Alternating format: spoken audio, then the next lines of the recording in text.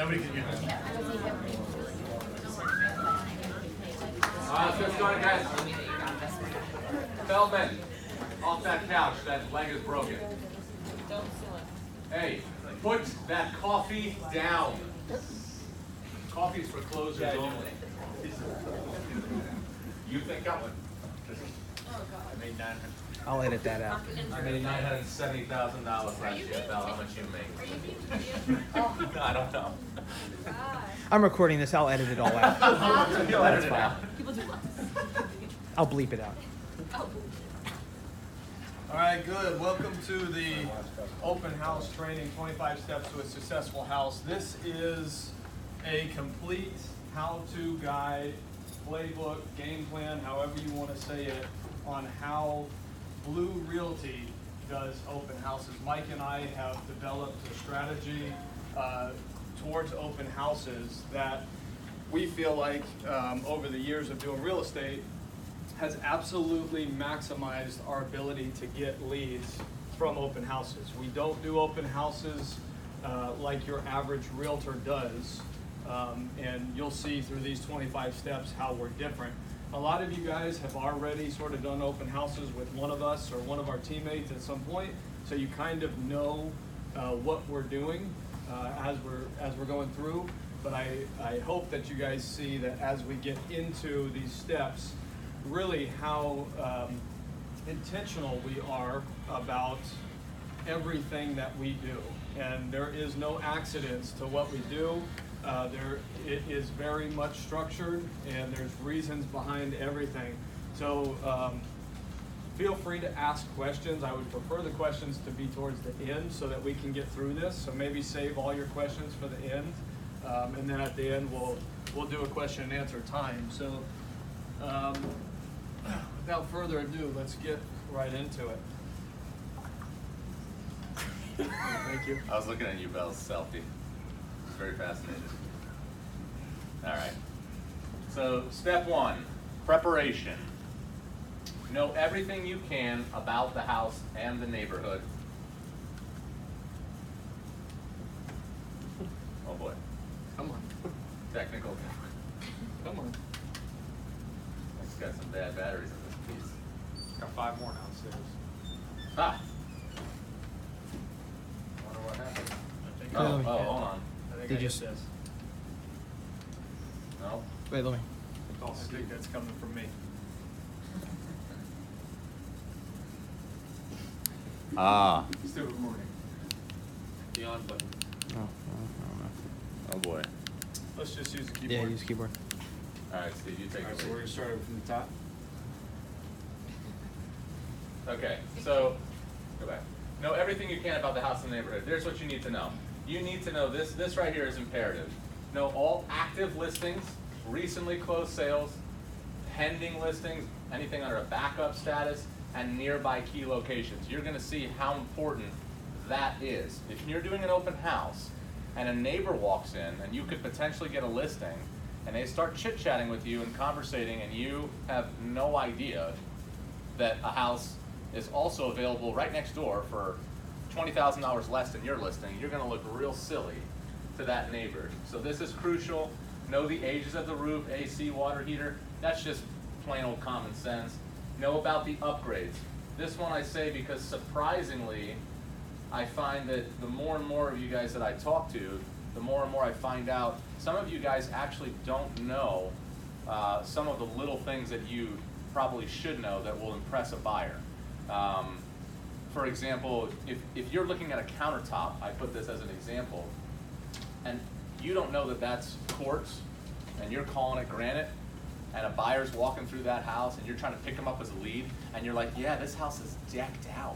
It's like got everything, granite countertops, and they're looking at you like, granite, quartz. You lost that lead. I mean, just as simple as that is, you don't know about the house you're selling, you're gonna lose them as a potential client. And I look at the city's website for all permanent info. Sometimes the listing agent will provide it, sometimes they won't, but you always want to know something, you know, age of the roof, permit was pulled in 07, completed in 08, yada yada. Okay? So know what you're talking about.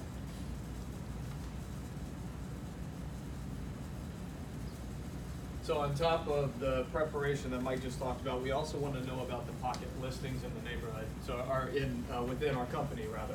So within app files, we have that section for pocket listings.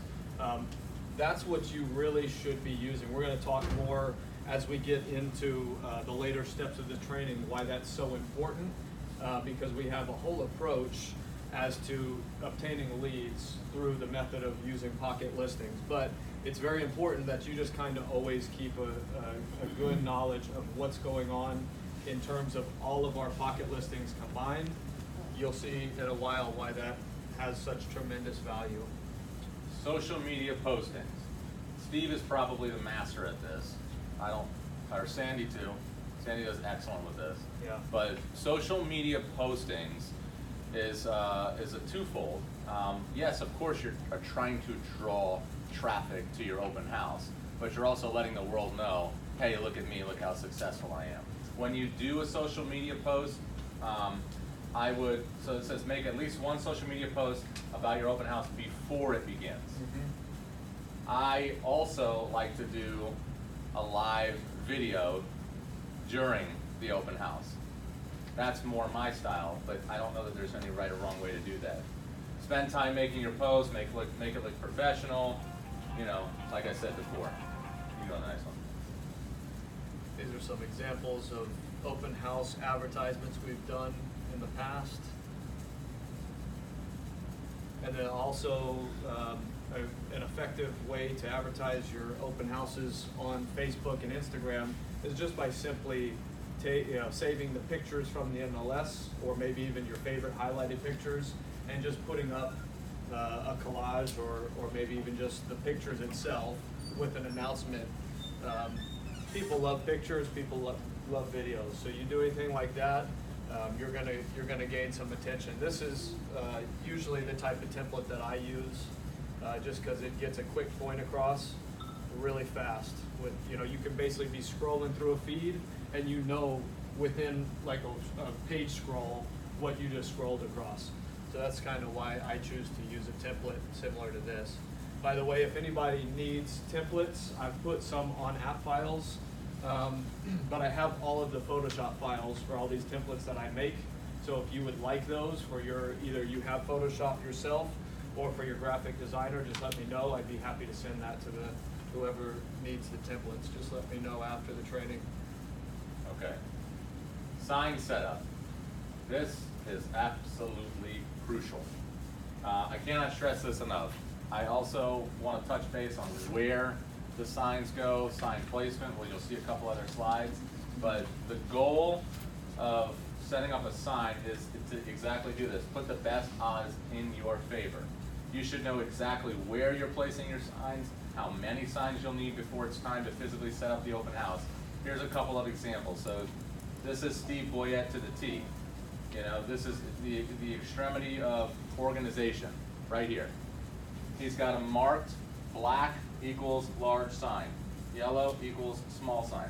How long does it take you to do this? Because it's not that hard. This is a screenshot, I assume. Yeah, I screenshotted Google Maps, and then you can use any photo editor that you want. I use Photoshop all the time. I know that Photoshop is daunting sometimes for people that don't have it or know how to use it. So you can get Photoshop Express, which is a very easy photo editor, and it's extremely cheap. Or there's a ton of free stuff. Just talk to Brandon Felder, and he'll probably turn you on to free photo editors. But I probably did this in 4 or 5 minutes on Photoshop. Hold on, let's just touch base because this one's really easy. This is the subject, this is the house? Yeah. Okay, so does everybody see this little dot? This is the house, okay? So obviously he's got a large sign at the entrance. He's even throwing an extra little small sign across the street. Preferably we want balloons, but we know the city's restricting that right now. But do you see how he's putting his sign placements here and here? Does everybody get this intersection? This is the nearest major intersection, Wildson University, okay? I have literally seen people throw a sign right here with the arrow facing down. Who are you trying to attract at that point? Because if you put it right here, the people sitting at this intersection, they're just gonna be looking to the right. Oh, there's a sign, open house up ahead. But they're already going that direction. you haven't shifted the traffic. You're just like notifying them before they get there. When you put the sign here, okay, these are people that would never have seen this going. So you're trying to shift them right here. Again, the same way. These are people heading out west. Now, granted, they're going to see these, but they're heading out west. They see this, and it's like a shifting point. You want to try to shift the traffic. Okay, so be thinking from the sense that you want to try to change the direction of traffic to head toward your open house. This is another example. This was something where, since it's in Margate, we're allowed to have signs in medians. In Coral Springs, that's one of their strict rules. There's no balloons and no signs in medians. So I wanted to even differentiate here. The small sign in the median is green, and the small signs on the side of the road is yellow. It seems really rudimentary that we would do something like this, and it seems like, you know, why are we even spending time making something like this? But I can't tell you how many times I've seen an open house set up incorrectly just because I didn't spend the extra 4 or 5 minutes to do this. So I think if you're anything like me or anything like Mike, and you are very picky about where your signs are going to be located, this is worth the 5 or 10 minutes that it takes, whatever it's going to take you to make this. Because one of the ways that we do open houses is we encourage everyone to share their open house opportunities. So we might do a 8-hour open house 2 days in a row. Obviously, I'm not expecting any of you to do 16 hours of open house in one weekend, but we have a large team of strong, capable professionals that can do these open houses. So share those open houses, and this is a tool that you can share with whoever you're sharing the open house with, and it's basically dummy proof. I'm not calling any of you dummies, obviously, but this is dummy proof. Like, I could give this to my 8-year-old son on a bicycle, and he could go set it up exactly where I want him to put it. And it also doubles as an aid for the person closing the open house, if it was different from the person that set up, to be able to know exactly where the signs are and to pick up every sign when they're going back through. So this is a really good tool. So I would encourage everyone to use some sort of form of this. I've also used just a simple list of, like, I put 1 large sign on this corner, 2 large signs on that corner, and I just copy paste that list and send it. But this is just a good visual of where the sign should go. Okay. You could also put that on the Facebook page, right? When you're like listing here, these slots are open, and then that way. Yeah, you could do that, or just text it to the 3 people that are doing that shift that day. If it's an 8-hour shift, it's usually 3 different people doing the shift. Yes? I have a question, maybe it sounds stupid. Never coming from you. No question. But when I'm doing the setup of the open house, I have a big challenge with these signs. I mean, it take me like 2 hours. Yeah. I swear. 2 hours? It's horrible. The reason why is because some intersections I cannot find like a way to stop, you know, like in the middle of the traffic. So I look for like a business or something, and sometimes it's far away, and I'm walking like blocks and blocks to put these signs. So what do you do? So a couple of ideas. If you're pre-planning and you know that it is an open house that you're going to have challenges like that, where there's really no place to pull off on the side of the road, my advice would be to hire someone to help you. Pay someone $25, $30 to come out and help you set up signs. Mike and I used a guy last year a lot who would basically set up all of our signs and then come back and tear down all of our signs for $50 per open house. So is it worth it? Maybe. I guess in the middle of the summertime when you don't want to sweat and you're going to have challenges like that, yeah, it's probably worth the $50 in my opinion. You might be able to find it for cheaper if you know someone that has a car and is able to do that.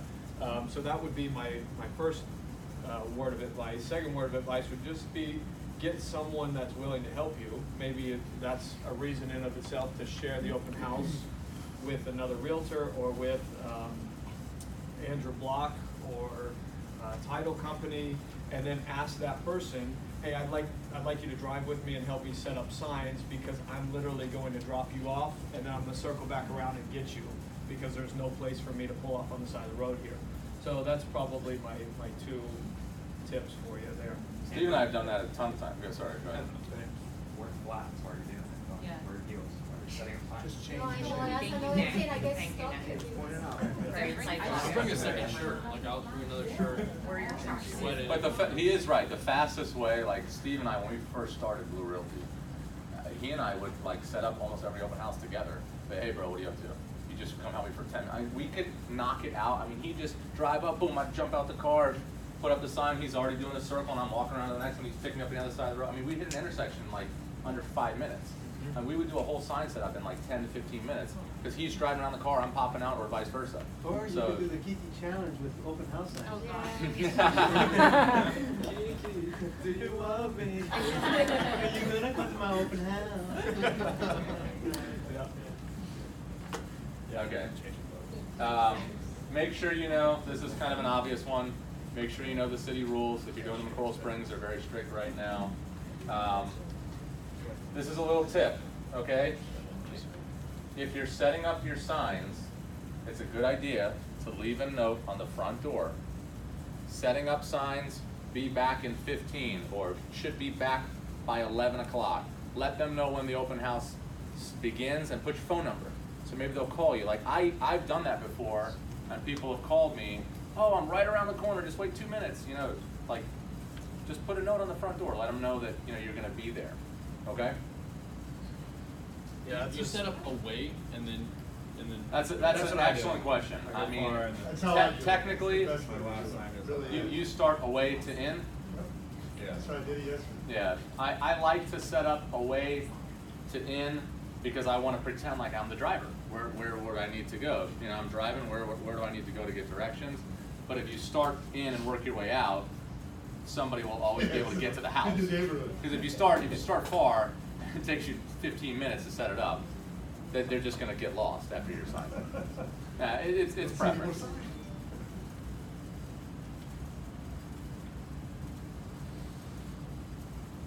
All right, so super important here. Give yourself enough time. You got to kind of know what kind of time it's going to take you for everything we just talked about. Preparation, getting your social media post up, getting the signs set up. That's going to take most likely more time than at first you were expecting it to take. So give yourself enough time to be able to show up to the house early. Get yourself cleaned up if you're having to change your shirt or use the restroom real quick. The best time to do that is ideally before you have people in the house. So make sure you're giving yourself enough time, and then dress professionally. Again, this is a preferential thing on my part, so I can't necessarily tell you all how to dress, but I think it's very important to look your best, it helps you be on the top of your game, at the top of your game, and you're making a first impression with all these people, so you're not gonna be able to make that first impression again. So in a lot of cases, you're meeting buyers or even potential sellers in the neighborhood that are trying to get to know you as much as you're getting to know them in some cases, and if you're not presented well, or your house doesn't present well, they're going to make some judgment calls just based off that initial meeting within the first 10 seconds. So I can't stress enough that however you want to be portrayed as a realtor, for example, Stuart is almost always in a suit, and I think it would be in his best interest to look the way he wants to present himself at the open houses. Open houses, in my opinion, should be whatever you picture yourself to be at the top of your game dress-wise. That's what I would expect to wear at an open house. To some degree, you want to match the vibe of the open house. So, there can be a lot of different techniques for that. But just in general, we're talking about your generic, basic open house. Look your best, because I always say there's a 50-50 rule on how you present and how people portray you right off the bat on your first impression.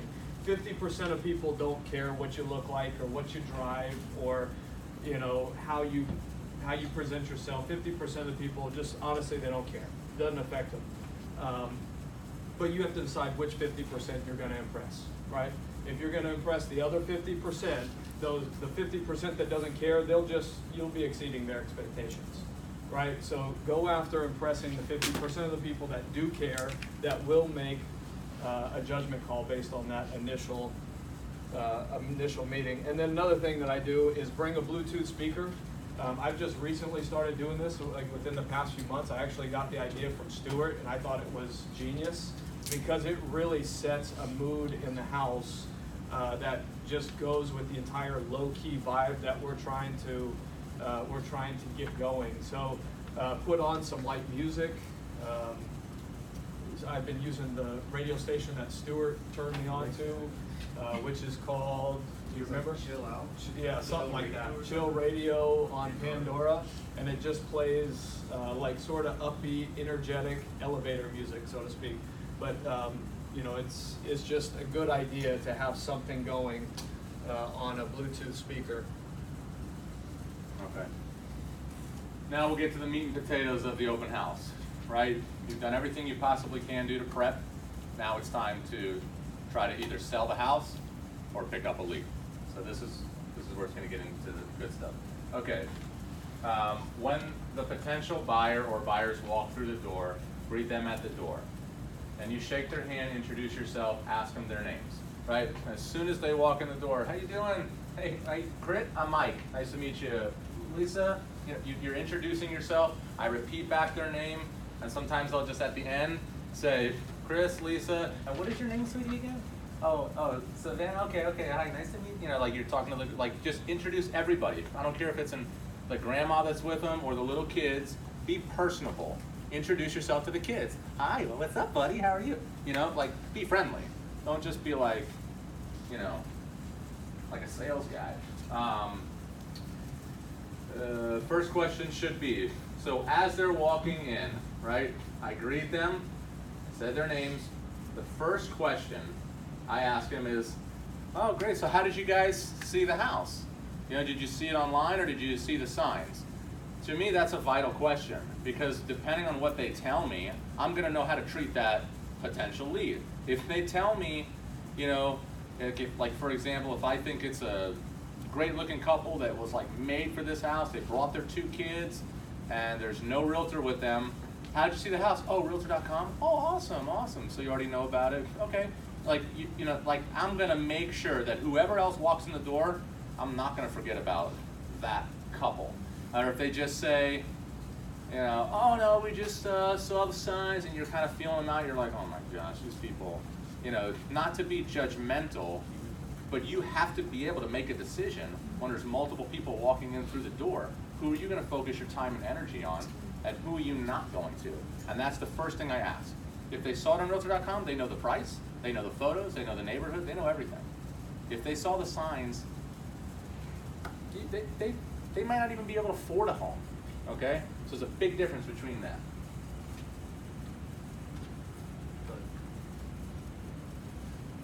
Okay.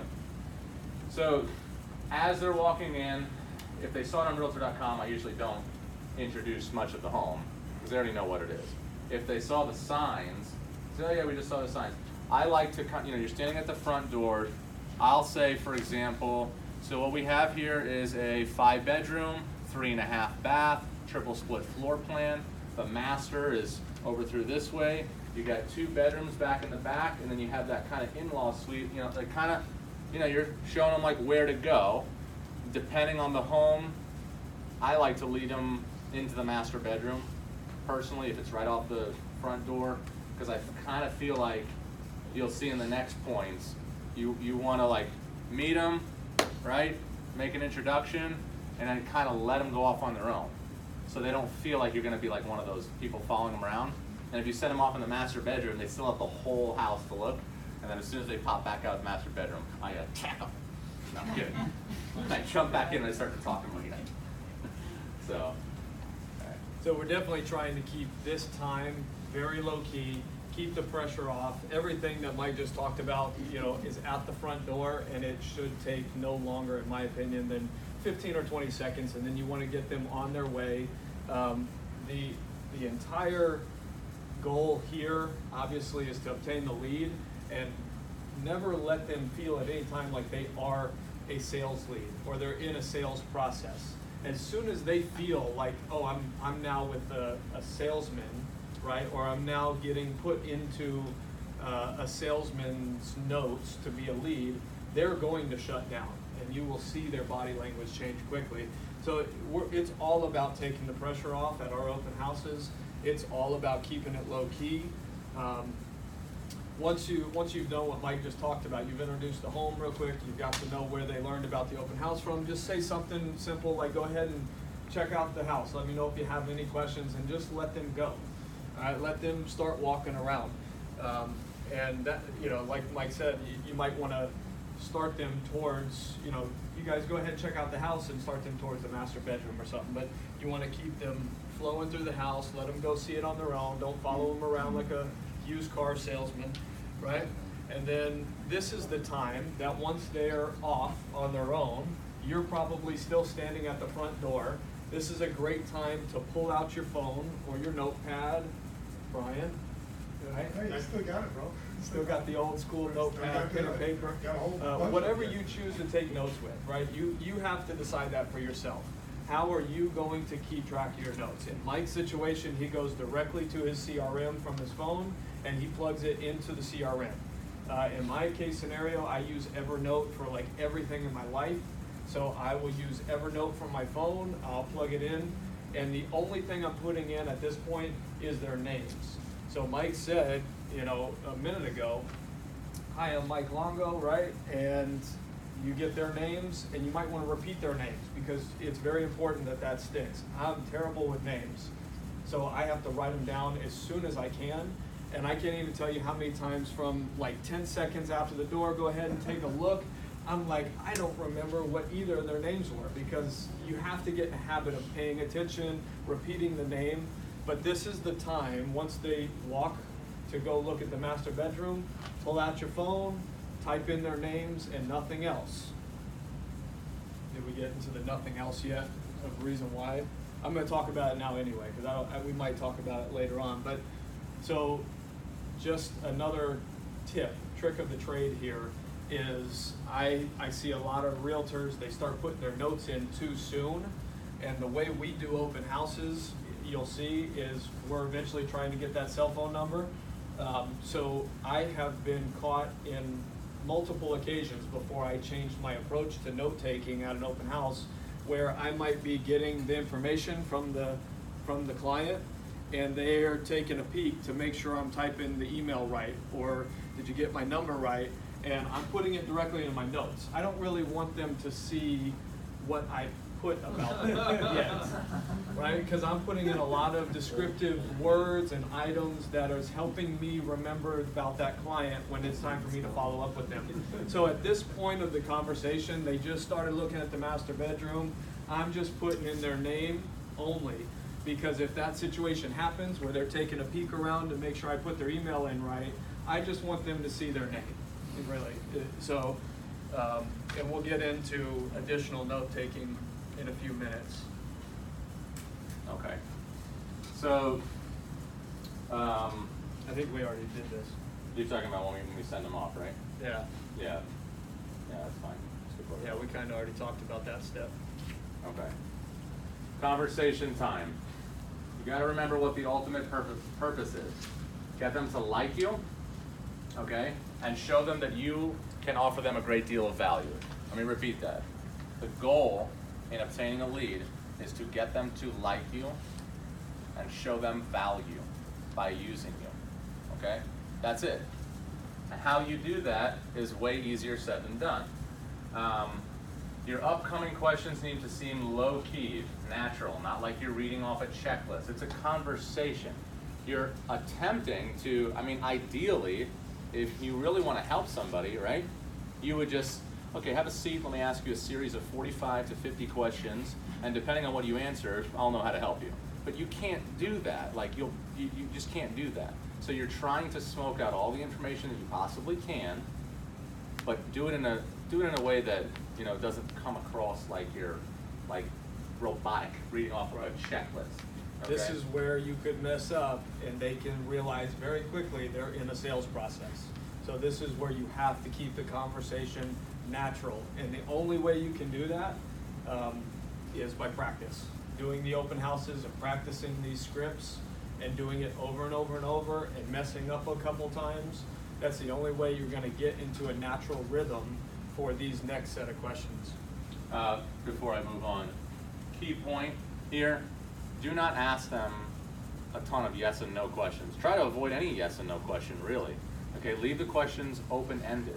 How long have you been looking for a house? Not, you know, did you guys just start? Yes. No. Well, if they say no, then you got to ask them another question. You didn't just start? Okay. How long have you been looking? Like, that's 2 questions. It's not necessary. Ask them an open-ended question and let them try to engage in conversation. The first question that I typically ask them would be, do you guys live in the area? Now, they may hopefully tell you where they live, what city, maybe the neighborhood. Like, if they live in the same neighborhood, you already know the neighborhood. If they live, oh no, we live across the street and blah, blah, blah. Okay, great. But the goal out of that first question is just to find out, really, ideally, what neighborhood do they live in? Okay, if you're doing an open house in Whispering Woods and, you know, they live in Wyndham Lakes, you're pretty much assuming at that point they're looking for a little more land and they're looking to upgrade because it's more expensive.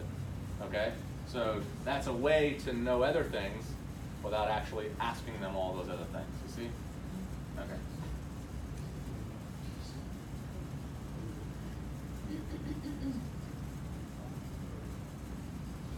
So then the next set of questions that we're going to go through is we're just trying to find out about them. So the first way we can do that is, what do you think about the house so far? Right? Because they're going to start talking about the house and it's things that matter most to them. Oh, we love it. You know, the kitchen's great, or the backyard's huge. They're going to start telling you things that is what they care about and what they're looking for in a home, or perhaps to the contrary, what they're not looking for in a home.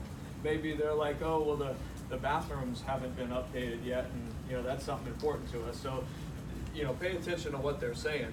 You definitely don't want to disagree with them, you know, even if it's something that you really don't believe is true. You know, maybe they're like, oh, that kitchen was done poorly, like extremely cheap. You know, you get people that'll say stuff like that, right? You don't want to like blast them. You know, you're trying to create a connection. You don't necessarily need to agree with them, but you know, maybe find some common ground there and just try to keep pushing the conversation forward towards these next set of questions. So you want them to feel like you're on their side, basically. If they don't like the home, you know, don't tell them, really, this home is great, you're nuts. You know, let them feel like you're on their side. So the third question might be, find out if they're looking to upgrade or downsize. Now, if you already know the neighborhood that they live in, you probably already know the answer to that question. But if you couldn't get that out, oh no, we live down in Hollywood. It's like, dang it. I don't know what that means, Hollywood. You know, I don't know where they live in right now. You know, but the purpose of this question, again, is to find out their needs without asking them off a checklist. And then, how long have you been looking? This is a good question because it sort of tells you, you know, how motivated they are to buy. It tells you the type of buyer you're working with. So they're going to say things like, "Oh, we just started." You know, the odds are they might have a realtor already. So there's definitely a few different ways that this can go. But it transitions you directly into this question, which is, I mean, this is probably like the most important question that you can ask, because this is where you're determining right here if they are a lead. And I can't tell you how many times I believe that I got lied to in this question because I was asking it wrong. I was asking it the same way that every average agent does, because this is usually the point of the conversation where a smart buyer who has been to several open houses, they kind of know the deal. They kind of know that these realtors are trying to pick them up, right? So if you say, how long have you guys been looking? Oh, we've been looking about 6 months. Oh, okay. Are you working with a realtor? You just ask a yes or no question. And if they don't want anything to do with you, or they feel like right away, I'm in a sales process, from that question could be the turning point, that they're like, oh, now I see he wants my business. Yeah, I'm already working with someone. It's a very easy yes answer for them. The better way to ask this is, how long have you guys been looking? Oh, we've been looking about 6 months. Okay, great. Who have you been working with? Which realtor have you been working with? And ask for a name. If you say, who's the realtor you've been working with, that's a very tough question to ask and get a lie, right? Because they're probably going to tell you the name that they've been working with. Oh, I've been working with Michael Longo from Blue Realty. Oh, okay, great. Yeah, love that guy, right? Or they're going to tell you,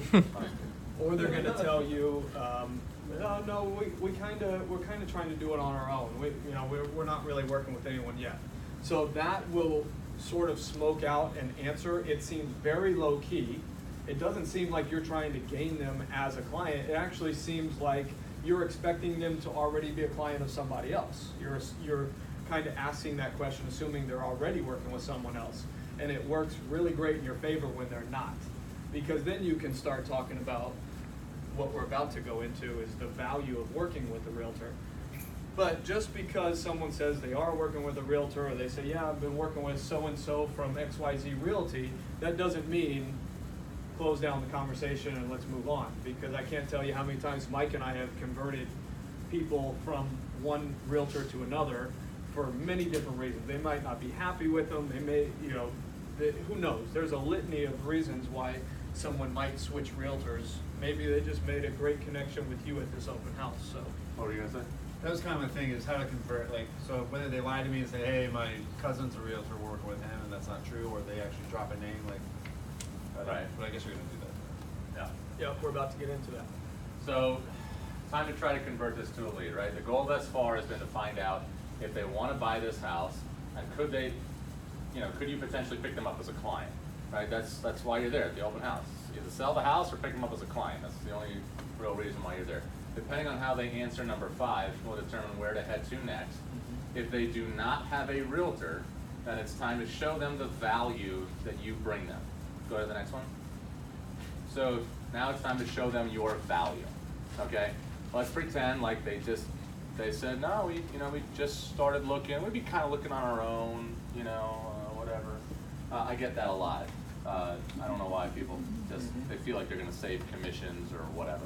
So now it's time to show them how valuable you are, okay? I start to tell them about some of our pocket listings. That's one approach. And again, it's case by case. It's not like textbook, you have to say the same thing every time. But when someone's looking for a home and you mention to them, you have a totally remodeled 4.2 about to hit the market for $450 in such and such neighborhood, they're like, really? See what they say. If they seem interested, that's a great way for you to show them how valuable you are.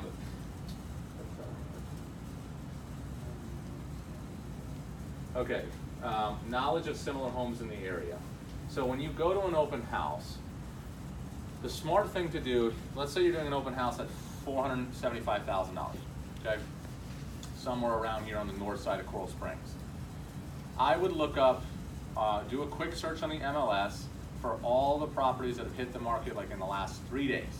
Don't go like forever ago, because if you're meeting someone at an open house and you start to talk about this amazing house that's been on the market for like 45 days, they've probably already scrolled and seen it. They don't care about it. Oh yeah, we saw that one, we don't like the backyard. Okay, but when you all of a sudden start to speak about properties, hey, so you said you were looking for, like a little more land. Have you seen that house off of 83rd? I don't know, do you know Hidden Hamish really well? Yeah, a little bit. It just hit the market yesterday. You show them your phone. Yeah, let me show you. Oh no, we didn't see that one. You know, because sometimes it doesn't like synchronize with the MLS or whatever. But when they see you, you're knowledgeable. You have pocket listings. You know about every house that, like, apparently it looks like you know about every house that hits the market. It's kind of impressive. I mean, it's really impressive. Like, if I walked into somewhere and I didn't know much about that industry, or maybe I thought I did, and this guy is like showing me up, I'm like, dude, it's like, here, like, just whatever that guy says from there on out, I'm gonna trust everything he says because he knows more than me. So that's what you have to do, okay? Yeah. Wouldn't you approach it a little differently if like, they're not working with a realtor, but they've shown interest in the home they've shown them? You know what I'm saying? Like, you don't want to, if they said to you, well, wow, I love this house. This is great. If they love the house, Yeah, they'll I also mean, you sell don't the want to be house. steering them to, well, No. If they love the house that you're showing them, that's a no-brainer. right, but then you Talk have to them about this house. So then you have to show them your value in a different way, to use you as the buying agent, Yeah, I mean, right? yeah, of course. You know, obviously if it's an open house for Blue Realty, you know, you're at a big advantage that you are with Blue Realty. You know, Steve is a buddy of mine, or, you know, whatever, however you want to word that. But yeah, most certainly. But usually that's not much of a sale at that point. I mean, if they like that house and they need to submit an offer, they're not going to know how to do that unless they're asking you. You know, because they might not even realize. Most people, when they walk into an open house, they don't even really realize that you're not the listing agent. If you're standing there at the guy's open house, whether it's Steve's listings, my listings, or anybody else's listings, they kind of assume you are the listing agent. So they're probably going to end up talking to you like you are the listing agent. That's So. another thing, you're trying to get you to represent them. If you're doing the movies like we're doing one of yours, I think where he's talking about is if we're doing someone else's open house, not our own. Oh, But you're talking about one of the- another realtor at another brokerage? No, Oh. just one of Blue's. Right. And so that's another thing altogether, how to, you know, get them to use you as the buying Right. agent. You know, Yeah. to buy Blue's. I mean, I don't know that that's a tremendous amount of convincing, though. I mean, if they really like the house and they're asking you, so my wife and I would like to submit an offer. Like, okay, what are you thinking about offering? So- You know, but I wouldn't like go too crazy trying to sell them on that house unless they're pretty clearly telling you they want to put an offer in on this house. Yeah, so I think that's a great point that Stephen, when you bring up, because obviously these open houses that we're doing, first and foremost, you know, outside of the goal of getting the lead, the goal is to sell the house. I mean, that's really what we're there to do, is sell the house, right? So we have an active buyer that's interested in the house. Obviously, first and foremost, we want to sell that house first. And I find that in the case that people are interested in the house, they're going to make it very obvious to you that they're interested in this house. They're going to be asking a lot of additional questions of which you've already prepared for, you know, prior to doing this open house.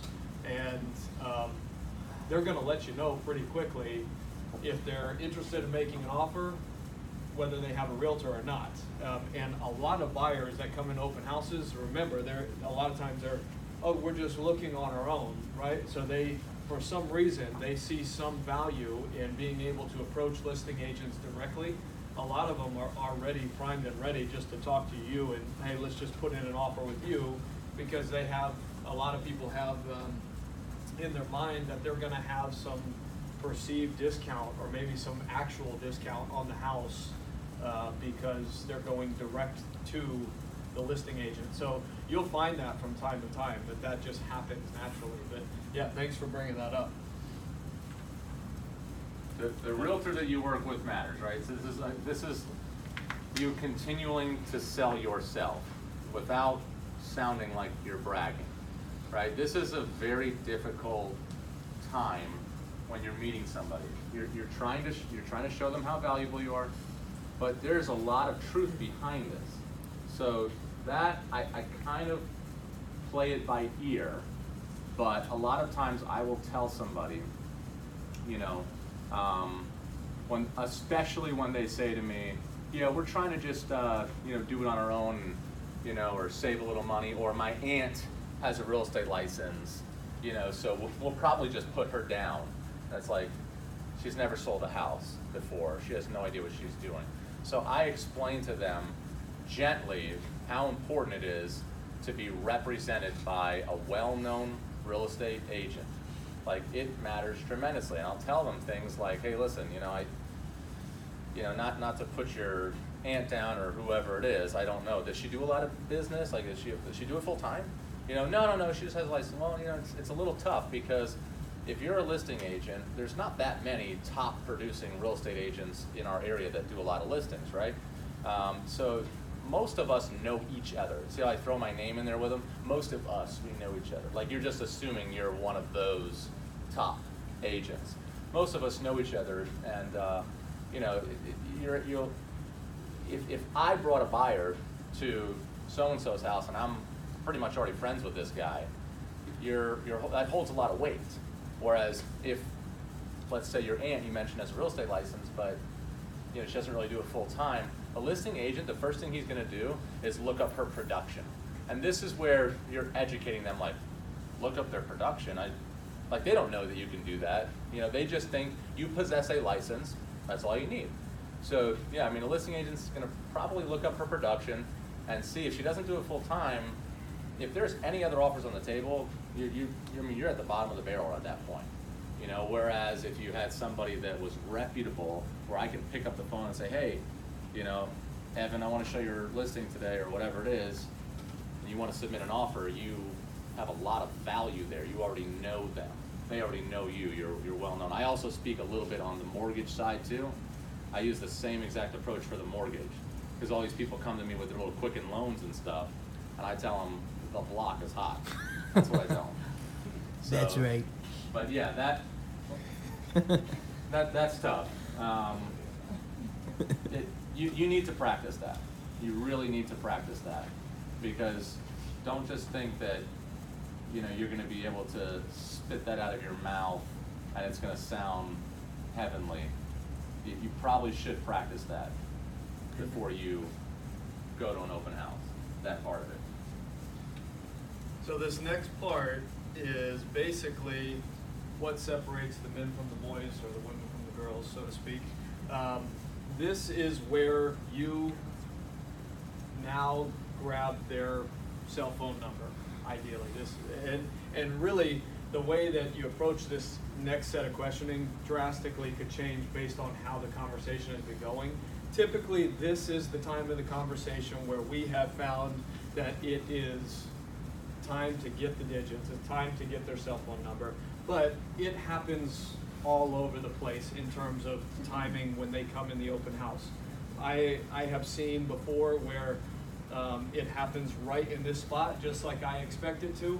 I've seen it to where I'm still scrapping for the cell phone as they're walking out the door, and I've also seen where they come in the door and the first thing they're asking for is they do this. I know you guys have seen it. You have the information of the house, right? So that's the question. So that will change, you know, how you approach this. So there's a few different ways that this can go, and I'll just try to go over what I think to be probably the most likely scenarios. So the most likely scenario is at some point during the conversation, they're probably asking a lot about the house. Do you have information about the house? And I immediately disregard the fact that they're asking for a piece of paper, right? Because that's always what they meant. Do you have a flyer on this house or something like that? I just disregard the fact that they're asking for something to put in their hand. And I go, yeah, sure. As I'm pulling out my phone, I've actually created, so I've done different styles on this. Digital flyers, where I say I actually created a multiple page digital flyer, right? So it sounds like something too big to print, but at the same time, we're also eco-friendly, right? And I'm gonna send it to you right now so we're not killing trees. Or my newest approach, which I love because it works perfectly, is I go, do you have information about the house? Oh yeah, sure. I actually made an entire website that has all the information on this house. Let me text you the link right now. And most of the time, they're gonna give you the cell phone number, but the ideal situation is right here. You've probably been talking about the house. You're giving them all the value that you can. You're giving them all of the information about the house. And sometime during that point, probably right now would be ideal, is you tell them, hey, I created a website for this house. It has all the information. I'd love to send it to you right now.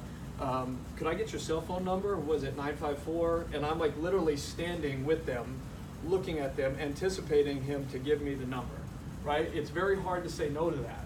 If I'm literally like, yeah, I have the website. Let me send it to you right now. What's your number? 954. And I don't think Mike does that. You know, to each their own. But I actually set it up. Like, assume your number is 954 something, because once you've got it going, it's almost like, okay, I'll keep telling you the number. Or if you got it wrong, if it's a 305 or a 561 or something like that, they'll just immediately correct you. Oh, no, 561, and then you're just in it, and it seems so natural.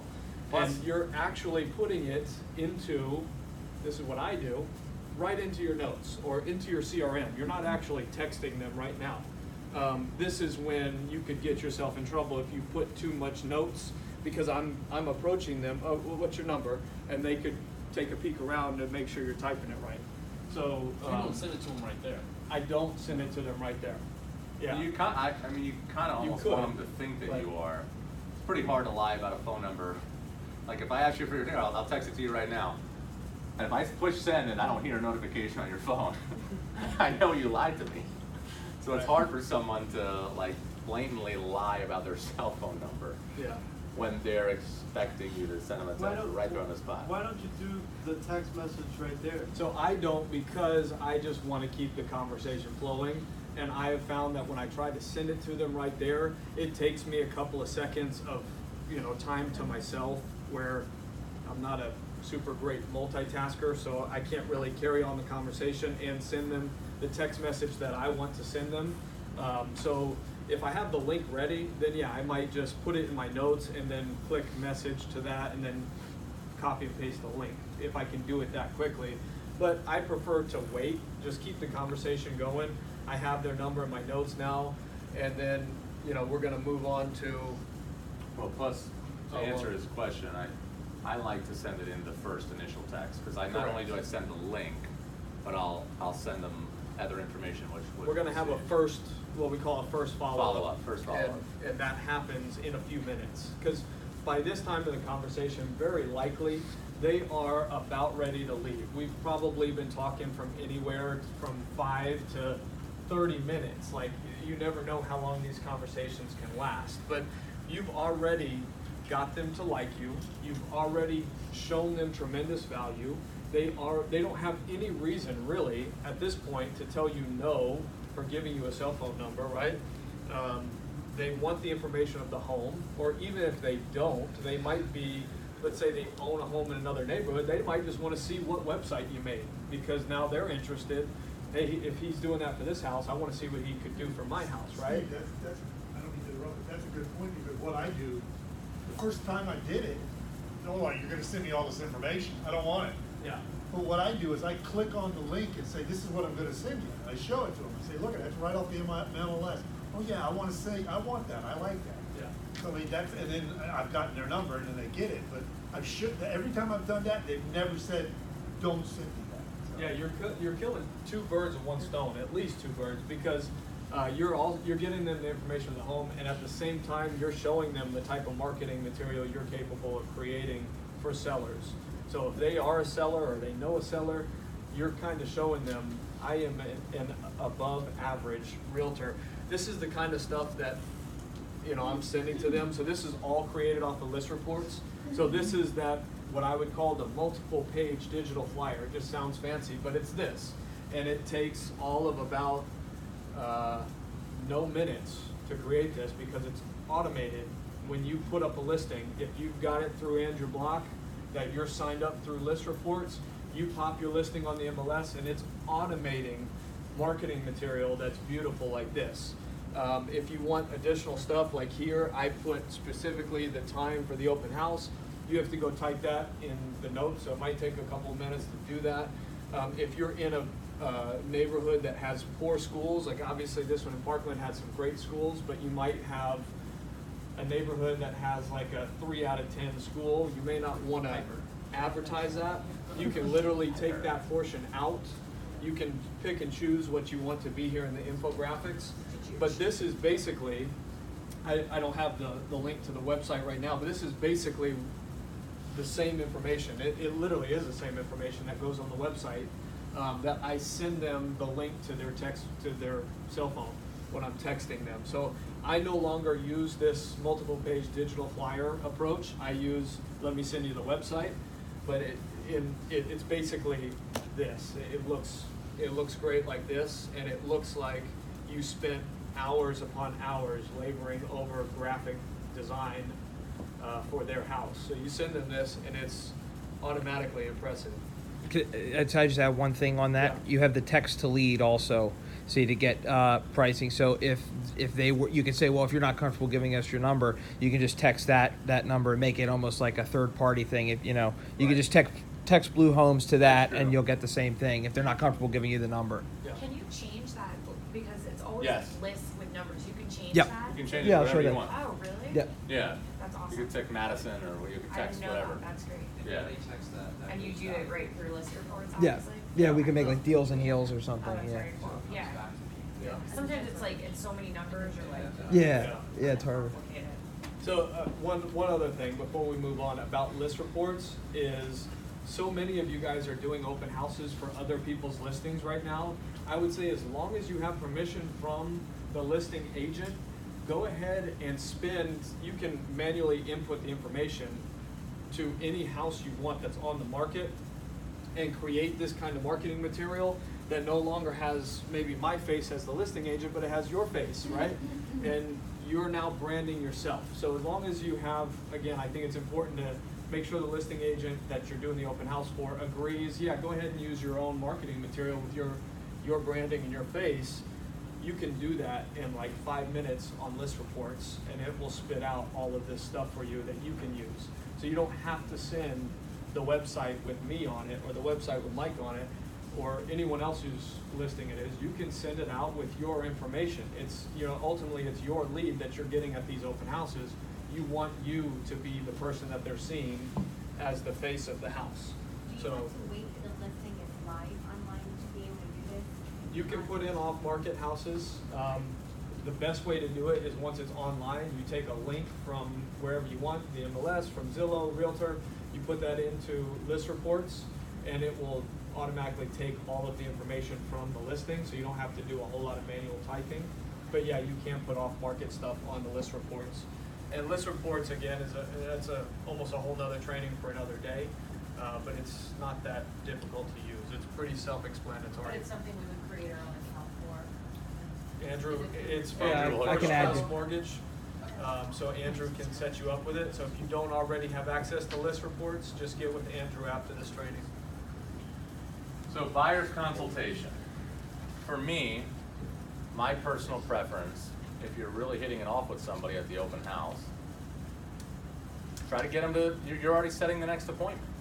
So one of the things that I tell them is the most ideal way to look for a home is not on Realtor.com or Zillow or Trulia.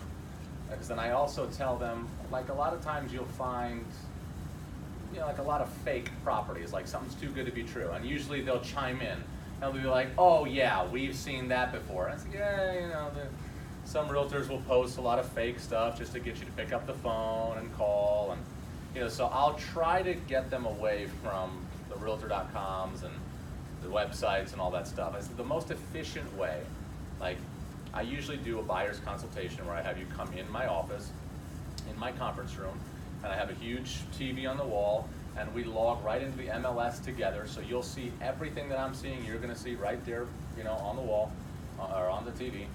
And we automate a custom search exactly to what you're looking for. Like for example, let's say you only wanted this neighborhood or that neighborhood, but X out this neighborhood. The the ability that I have as a real estate agent is, far exceeds what you can do on Realtor.com or Zillow. I have the ability to literally, I can cross out any house that even backs up to a road. I don't know if you would care about that. Oh no, we definitely don't want a house that backs up to the road. Yeah, you see, so you're trying, you're like, wow, like no one, for some reason, the standard approach seems to be this. Cool, nice to meet you. Would you mind if I send you some listings? And it's like, who's gonna say no to that? Yeah, send them away. And they just keep on getting these emails from like the 50 other realtors that they've met. But you're taking the time to sit down with them and customize a complete search to their liking. Everything that you could ever want, I can customize for you. Really. And the moment that house hits the market, you'll get an email, I'll get the same email. I can text you, hey Jim, did you see that house that just hit the market this morning? You want to go see it after work? And they're like, wow, that's the most efficient way to find a home with today's technology. Okay, I just sold myself listening to myself. It sounds really good. If I'm looking for a home in freaking some other place where I don't know and I don't have MLS access, and some guy told me that, I'd be like, yeah, I want to do that, because I'm serious. And if they're serious, and you're showing them and you're giving them that option, so yeah, I don't know what your schedule, are you guys going to be around this week? You're kind of, you're gauging yourself. Yeah, honey, what do you think? Like, give me 1 second. Let me see if I can get out my calendar. It's like always wide open at night. What about, I have an opening Thursday? Would you be available Thursday? Like maybe 7-ish? Is that, like, try to bring them here in the evening or when they're both off of work, husband and wife can both be there, and see if you can set a time. All right, man, hey, man, nice meeting you, so I'll see you Thursday, okay? In the meantime, if you, come across anything, screenshot it to me or send it to me, but we'll definitely get you going on Thursday or whatever it is. Sometimes I go the next day. I literally have done the same day on an open house before. If I know my shift is ending at 4 o'clock, I'm like, well, I'm only here till 4, it's 3:30 now. I don't know if you guys want to maybe go grab lunch. Would you be able to go to my office now? Just literally take them right there. Why not? But if you can set up a buyer's consultation and they're agreeing to that, that's a no-brainer. You just leave the signs on the side of the Legal. road. Just Yeah, totally yeah. legal. House open. Yeah, I don't care. I don't care. I'm focusing on the lead. So now, if you have done everything right up to this point, they probably have not received a business card from you yet without even realizing it, which I feel like one of the #1 mistakes realtors make, average realtors make in their open houses, is they put that stack of business cards right on the front table, and the first thing people grab when they walk in the door is I'll grab one of your cards and slip it in my pocket, and you have just, the odds of getting that lead just plummeted, because what reason do they have now to give you their information, right? And it makes it that much more difficult for you to try to get that information out of them. So keep that business card in your pocket as long as you can. And I always say when I'm training open houses, if you can get them walking out the door and remind them to take your card, you just had probably a perfect step-by-step open house. You probably did everything exactly the way it was meant to be. It was textbook, because they felt the whole time like they weren't in a sales process. They had a nice low-key conversation with you. You should have showed tremendous value. You've already got their information because you're not asking for that anymore. You feel like they are a lead, or whether they're not a lead or not, you still want to leave them with the card, in my opinion. But they're walking out that door. Oh, by the way, here, let me give you my information in case you ever need me, and you put that card in their hand. Even if you've already sent them a text message, you still want to put that card in their hand. So, super important to not give that card out until as late in the game as possible. Now, sometimes they'll ask you, they'll be touring the house and they'll be looking for where's the flyers and the stack of cards, right? Because that's what they're trained. If they've been to a lot of open houses, they're trained to look for those things. And they might ask you, hey, do you have a business card? And you may not have gotten very far in your questioning yet. They'll tell them no, obviously. You can't. I tell them no. No, I don't. No, man, That's we're paperless office. That is I'll text you. We're going green. It's a perfect time to be like, sure. And if you feel like you're in the process far enough in the process that you can get their information, that's a perfect time as you're exchanging information to ask them, hey, do you mind if I text you the website real quick to this house? Because now it seems very natural that we're exchanging information. It makes it a little tough because sometimes, if I need you, I'll call you. Yes, But that's what exactly. you get when you give out a business card. I Bill, whenever I need you, I got your information, right? So that's what you want to avoid. So, yeah, I would say as often as you can, hold that card in your pocket and try to, ultimately you're trying to remind them, take my card at the end of it. Yeah. I created a V card, so Yeah. in that scenario, I say, sure, I'll go ahead and Perfect. text you I, my. I like that, yeah. Oh, yeah, because she ran out, and I was like, take a picture and just text it.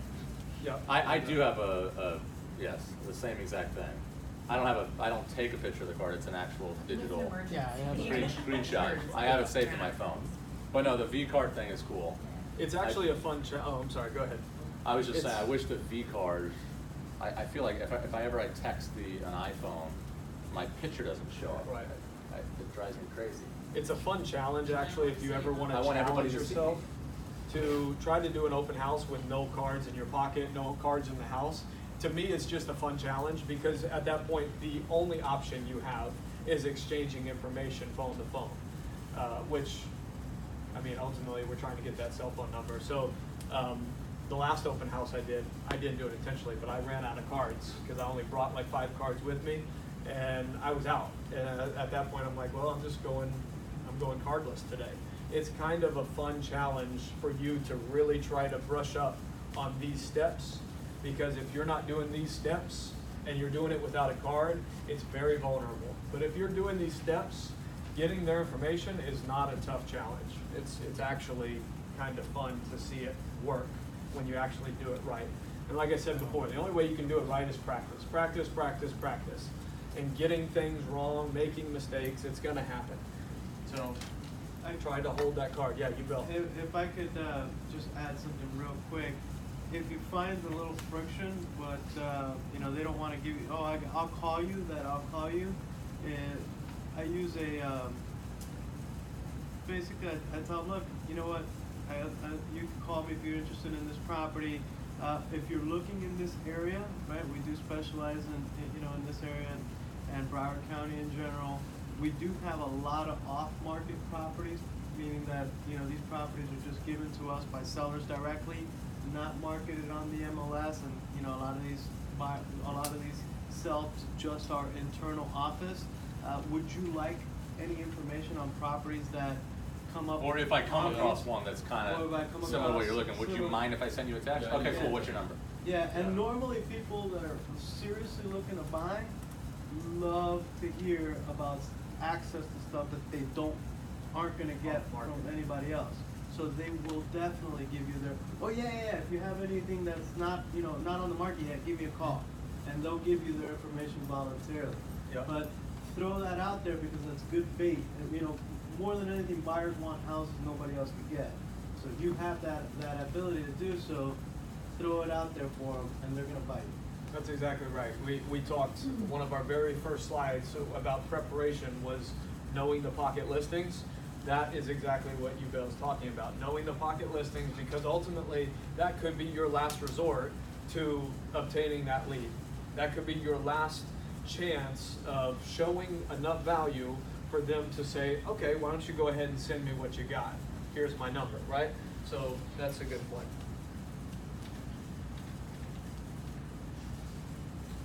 So notes into CRM. I personally use Follow Up Boss, get to pay for that service. I like it for various reasons, but I take my CRM with me. It's on my phone, so as somebody comes in, I'm already entering in their information.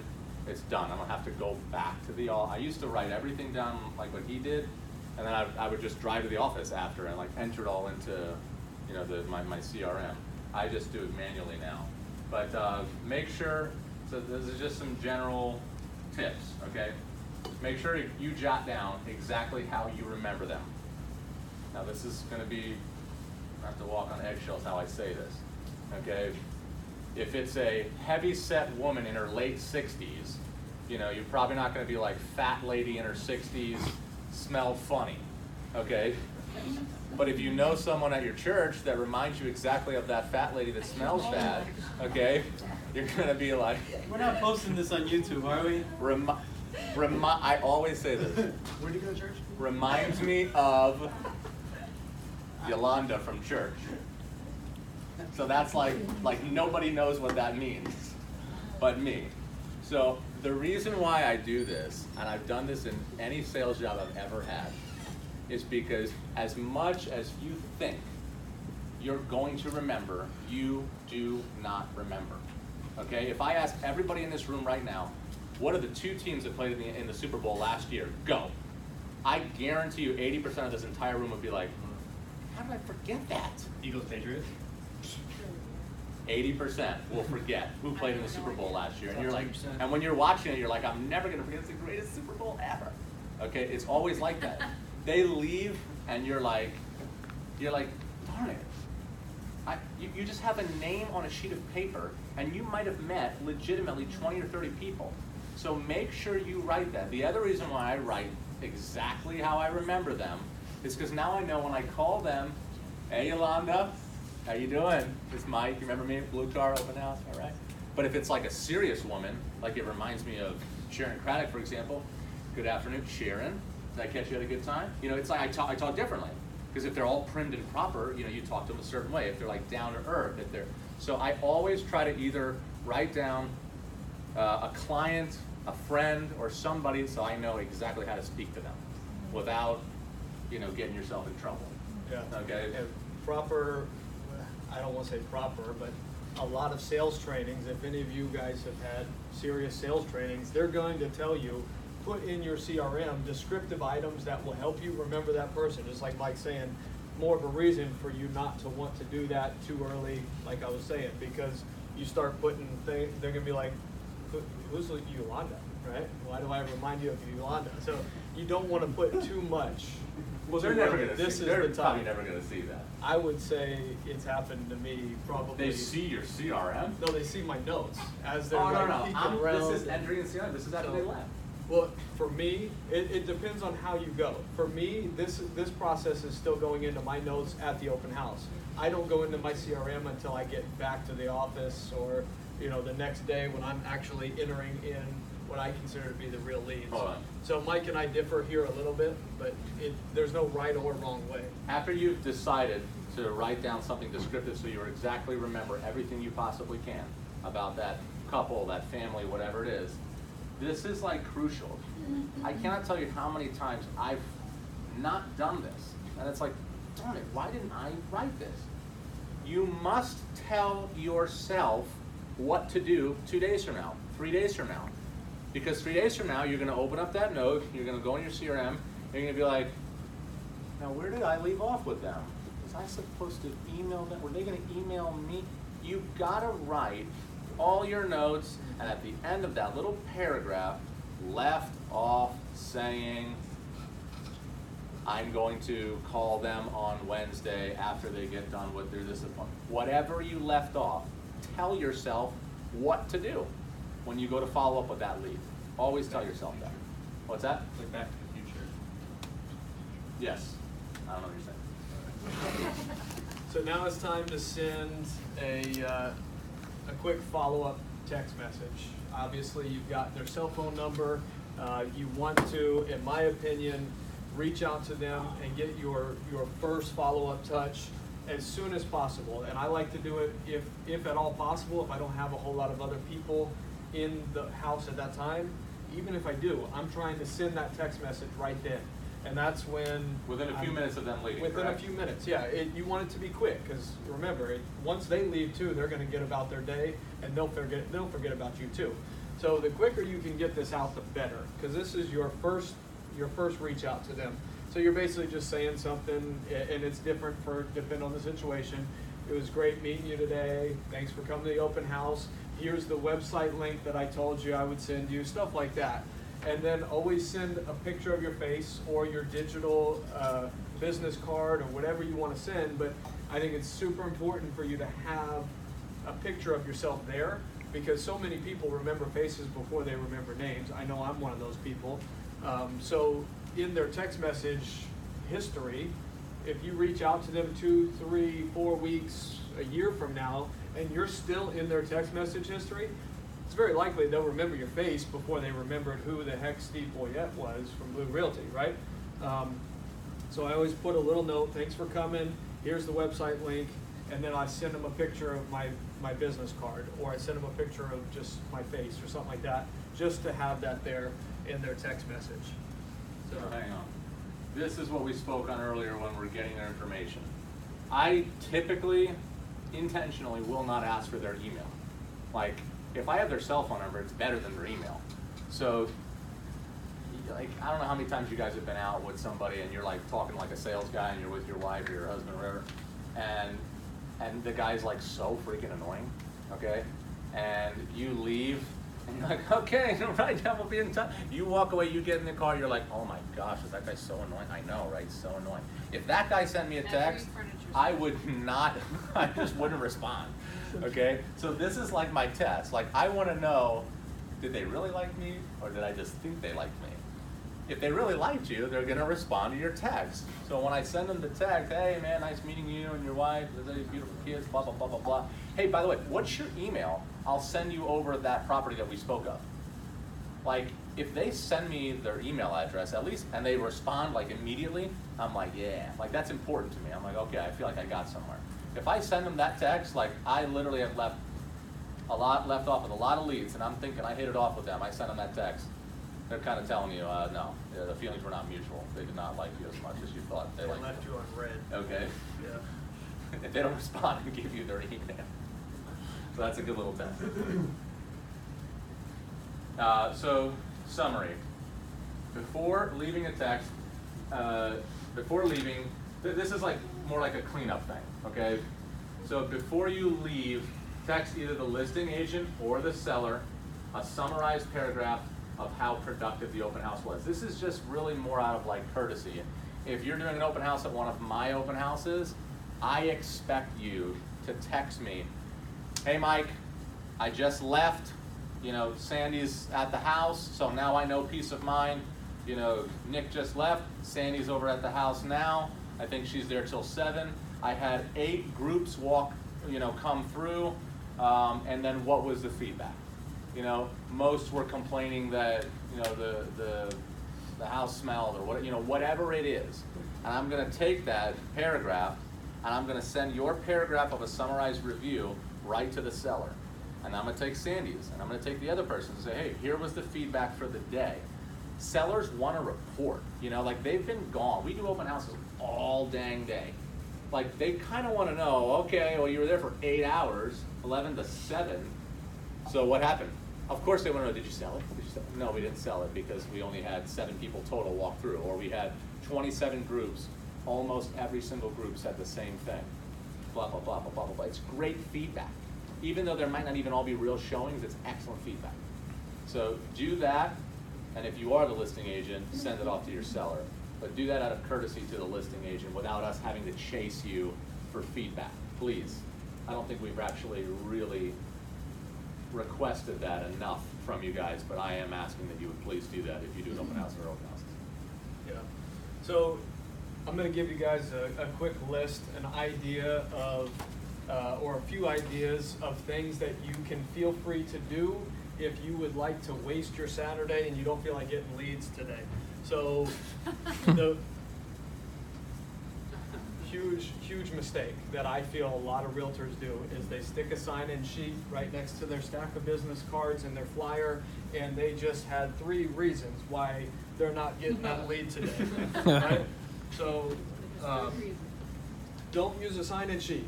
If they come in and they sign their name on the paper and give you that fake email address, you're not getting that lead, right? You're not getting that lead.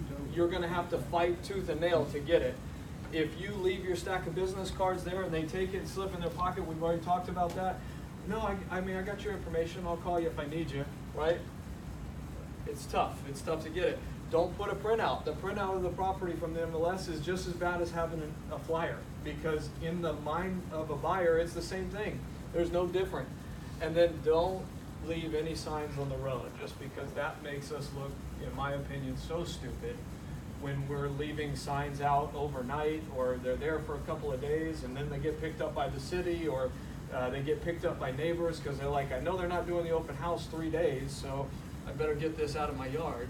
So just make sure, and this goes back to what we talked about for sign setup, use that map, be able to tell whoever's picking up your signs where you put them, but don't leave any signs out. So these are just some things that we would see all the time as we're going into open houses, or we would expect your average agent to do these things. But your average agent is not getting the same type of lead maximization that we just sort of went over. So in a nutshell, that is how we do it. That is the Blue Realty approach to open houses. I know it seems like a lot, and we just went almost an hour and a half, so I apologize for going way over, but this was hugely valuable information. So it's the first time Mike and I have actually taught this open house. I don't know, We didn't know what it would take. With the stands. The cabinets. This will be available on a PDF version, and we'll put it in that file. Yeah. For those picture takers.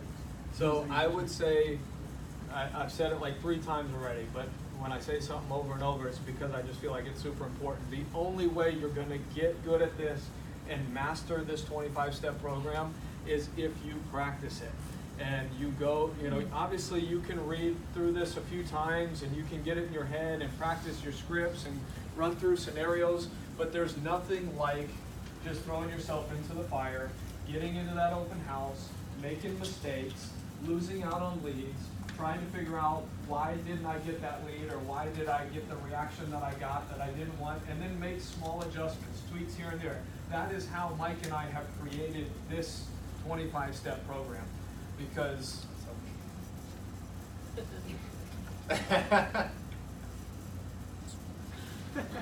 because we have messed up a lot, and we have used sign-up sheets in the past, and we have put our business cards out, and we have asked the wrong questions, and we've approached it differently. So we've done a lot of work here getting to this point, and we're offering a lot of value. I wish that when I was starting real estate, I had something like this, because I would have saved a lot of time and probably made a lot more money quicker if I would have had information like this. Wouldn't you agree, Mike? I wish I had something like this. So, well, we were taught by anybody that's older and successful that we've asked. How you don't know, sign-in sheet, red signs. I mean, and then we're also taught it's probably a waste of time. Right. Yeah, I'm sure you guys have heard the statistic that less than 5% of open houses actually sell the house. Nationally, that is a pretty true statement, that houses don't typically sell from open houses. So therefore, most realtors look at open houses like absolute waste of my time, waste of my weekend.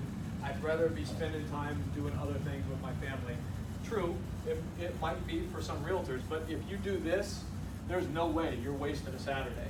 Even if you have a poor open house, which by the way, it will happen. We just had, Saturday was one of the worst open house days I've worked in a long time because of the rain. So it is a numbers game. You will still have bad open houses. You will still have the open houses where you have 3 or 4 groups come in and they were all working with a realtor and you got no phone numbers, and it is what it is. But you'll have other open houses where you had 10 people, 12 people come in and you got 8 phone numbers, and you have 6 or 7 new real leads that you can now follow up with. So it's all a numbers game. I know there are several of you in this room that have had good success just this year alone on open houses, and you've sold houses and you've gotten buyers and you're actively doing deals. So it is probably, I don't even think probably, it definitely is our #1 lead generation source at Blue Realty to date for the past year and a half has been open houses. I can't think of any other lead generation source that we have done at Blue Realty that has produced more buyers and sellers. Hands down, open houses have been the best. And I know that's not the case for all brokerages and realtors because they don't do it this way. So take this plan, use it, and you will see a transformation in your business, no doubt. So, Anything else? Anybody have any questions? If it's brief.